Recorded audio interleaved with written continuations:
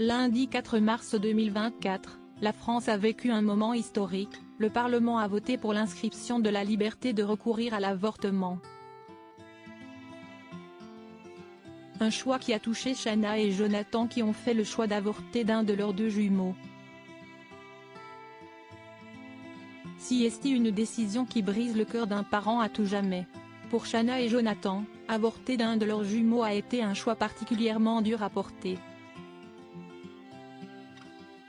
En juin 2022, sur YouTube, les deux amoureux annonçaient qu'ils allaient bel et bien procéder à une IVG sélective pour leur bébé atteint de trisomie 21. Si est difficile, mais si est notre choix.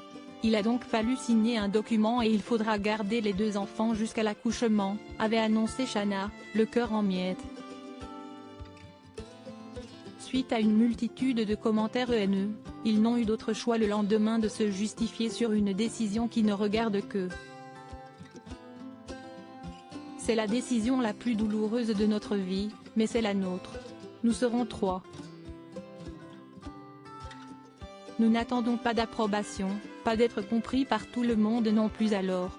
Message aux plus humains du monde, merci à vous, qui partagez notre douleur, qui ne jugez pas, qui nous soutenez.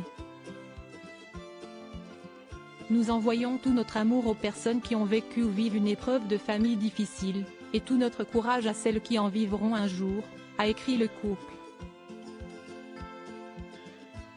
Une actualité qui fait écho à leur histoire. Cet événement de leur vie ne les quittera jamais, mais il est revenu sur le devant de la scène avec une actualité forte en France.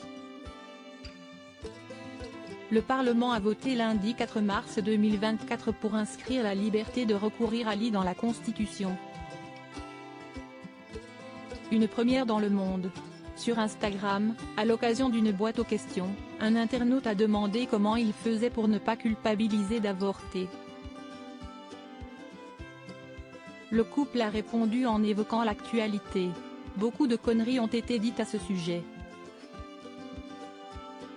Malheureusement, peu de ceux qui ont commenté ont pris la peine d'écouter ce qu'on ressentait, les étapes qu'on avait traversées, commence-t-il par écrire. L'inscription de l'IVG dans la Constitution ?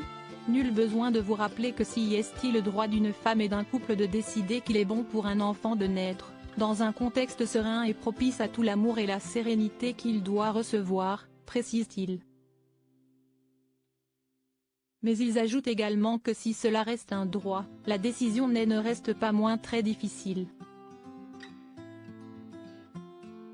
Être convaincu au fond de ses tripes que nous avons la chance d'avoir trouvé sa moitié et pourtant renoncer à un nouvel enfant, laisse une cicatrice en toi qui se soigne, mais ne disparaît pas.